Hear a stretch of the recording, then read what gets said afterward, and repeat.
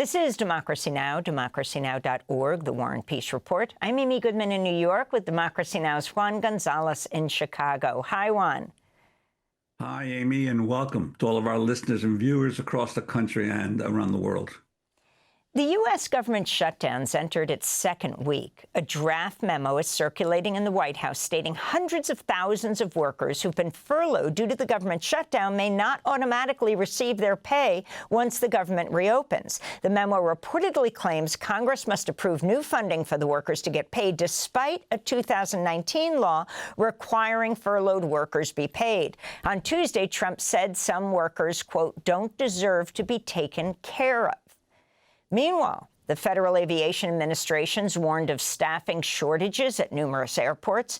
Union leaders for air traffic controllers and airport security screeners said the situation is due to get worse as the shutdown drags on. Democratic lawmakers are holding to their demands that Republicans agree to extend health care subsidies from the Affordable Care Act and reverse cuts to Medicaid.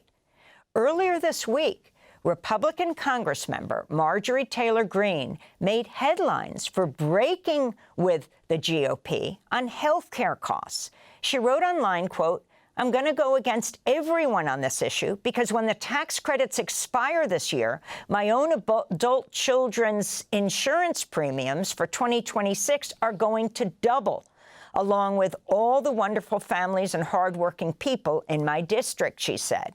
She went on to write, I'm absolutely disgusted that health insurance premiums will double if the tax credits expire this year, unquote. We go now to Capitol Hill, where we're joined by Democratic Congressmember Khanna of California. Let's begin there. If you can go back to why there is a government shutdown and what the Democrats are demanding. First of all, Amy, the Republicans could open government today. They have the majority in the Senate. They have the majority in the House. They have the presidency. They have passed and approved Trump's presidential appointees on a 51 vote in the Senate. They have approved Trump's judges on a 51 vote in the Senate. Then why can't we have a 51 vote filibuster exception to keep government open? I have been consistent in advocating for the filibuster to be done away with.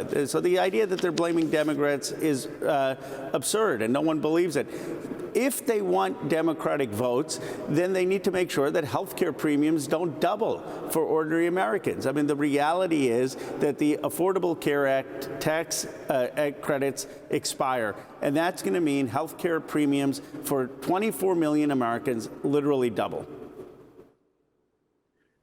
And Khanna, this threat of President Trump to not pay furloughed workers, could you talk about that, the legality of that?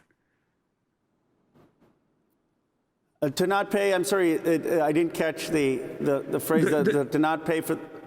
The threat of President Trump to possibly not pay the back pay for furloughed workers? Oh, yes. Well, yes. I mean, look, Trump is threatening to lay off workers illegally.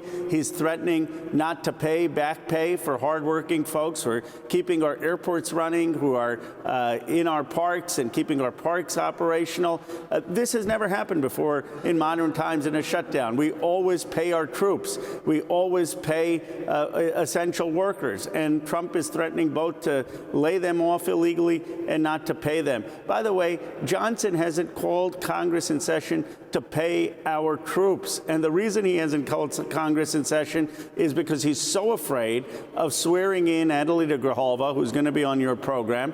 And the reason is Adelita Grijalva would be the 218th signature on my and Thomas Massey's discharge petition for the release of the Epstein files. So instead of paying our troops, instead of trying to vote to get government open, Johnson has just said, no votes, go home. We don't want to have anything to do with the Epstein files.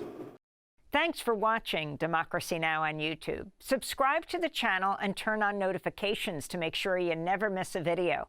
And for more of our audience-supported journalism, go to democracynow.org, where you can download our news app, sign up for our newsletter, subscribe to the daily podcast, and so much more.